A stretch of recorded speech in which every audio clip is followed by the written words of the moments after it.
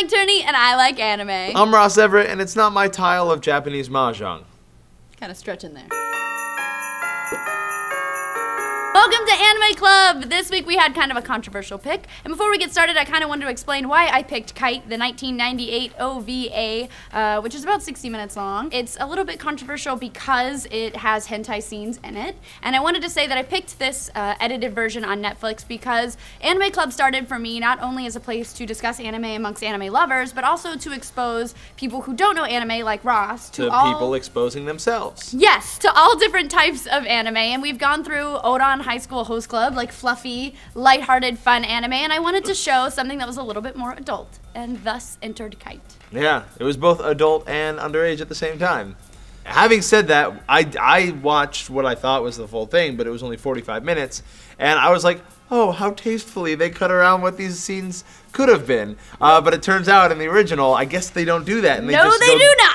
I saw the original when I was younger and picked the edited version. Doesn't explain so much. A lot has been explained. And so picked the edited version for Anime Club. So it is horribly graphically violent, and also there's sexual violence in it, but that's what adult anime is sometimes. So, did you like it? Yeah, it was interesting. That the plot was really interesting. The whole, these people are having you kill pedophiles, but at the same time you're slaves, but at the same time they are also pedophiles themselves. Right! And then there's that mystery as to, like, are these people that are being killed, are they actually pedophiles? Right, because it turns out at the end that this guy who's supposedly like a corrupt politician or something, he's actually a SWAT team member that's gonna kill the assassin. Yeah. So maybe this whole time they've been killing people who really aren't that bad. I would go so far as to say that is exactly what they were doing, Meg. I thought it was really interesting, the juxtaposition between kill this guy, he touched these schoolgirls, their teachers who touched their students, and blah, blah, blah. Meanwhile, he's keeping this young girl as like a sex slave, and she knows that he killed her parents, and she's been biding her time. My biggest problem with the entire anime was that she kept her parents' blood in earrings. And it's like, not even like, I'm gonna accept, okay, it's normal to keep your dead parents' blood normal, but not in earrings. No? Like, it's just the most vulnerable places. These, like, but they're so close to her. Yeah, but they're close to her, but so is a necklace. That necklace, I think, would have made more sense. And then she's like, you lost my earring, and she got, like, actually upset that he didn't go back into a crime scene to find her damn earring. Well, normally he does go into the crime scene and clean, like, he grabbed her gun, and he returned her gun to her, and he steps on the earring. Now, I don't know if he sees the earring or not. That was my question about it. A lot of this anime, though, is left up to interpretation, and I like that. I like that the end, we both disagree on what we think the end means. Yep. I think Obori is alive. And I think he's a dead. He might be. Also, do you think she killed him because it was a hit or because he shot her basketball? I think she killed him because it was a hit. Because if people are killing people in Japan just because they pop basketballs,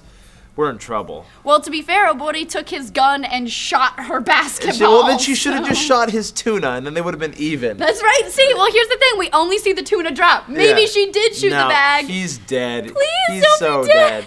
Now, you made a really good point when we were talking about this, that they had identified there is a replacement being trained right now, and the idea that little girl that was playing basketball is the replacement, and then she's also the footsteps coming up to Sawa at the end. She might be the footsteps. I like that idea, and I like those kind of open endings, but I also hope that the director or the writer has an answer, not like it's up to your interpretation. We don't know. In 4th grade, we read The Giver, the book The Giver, and at the end of The Giver, there is a cliffhanger, and we wanted to know what happened. So one of the kids in my class wrote to the author and said, what happens at the end? And they wrote back saying, whatever you want it to be. And I thought that was bullshit, and that's a cop-out. Whoever wrote The Giver, I want to know what happens. Kite is actually being adapted into a new live-action film starring Samuel L. Jackson. So maybe they'll address the ending? Maybe they'll make a choice? I hope not. You can't do it. You can't, in the new version, make a different choice than the original. That's true. Oh, I don't know. I just felt like they went through all this turmoil and heartbreak, and they had these shit lives, basically. And, like, I'm a girl. I want them to be happy together. Meg, I want that to happen. People die every day. I know. It says that in the thing, and he's a bad person. Also, the young girl is killing. She's the new assassin in training, but both the dudes who train assassins are dead, so who's training her now? I think she's already been trained. Oh, the she's training rogue. has been completed. So I think I know, but what kind of anime was this? If you're watching the unedited version, this is definitely a hentai anime. If you're watching the edited version, I would call this a shonen anime because it's very action heavy and gory.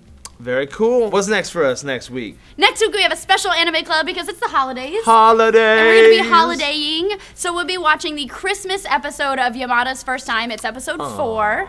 We'll be discussing Christmas in Japan and fun stuff like that. But that's something that's a little different is we won't have any anime clubbers in the actual episode because we won't be here in the office. But if you want to know what we're talking about, you can still go to netflix.com/SourceFed, give you 1 free month of instant streaming. Helps us out, helps the show out, helps you out. And we will be in the comments of the Yamada's First Time holiday episode sometime answering your questions, discussing the anime a little bit. Make sure to leave a comment there and tell us what you thought about it. And you can join us on an anime club in the new year like these folks. The story behind Sawa is that her parents were killed and she was an orphan, and Mr.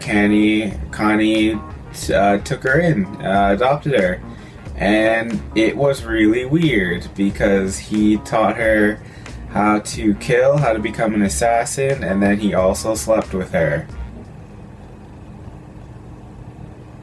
Getting away from that gross fact. It's probably got some of the best action sequences I've ever seen in any anime. They use a gun that shoots bullets, like typical bullets. They go into bodies, like, and leave holes.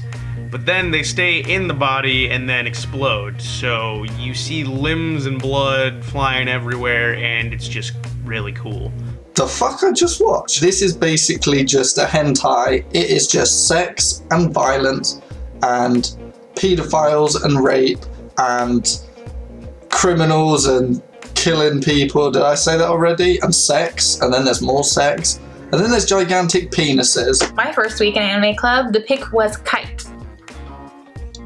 I have terrible timing. If you don't mind gory violence or a completely ridiculous and gratuitous sexual abuse storyline, sure.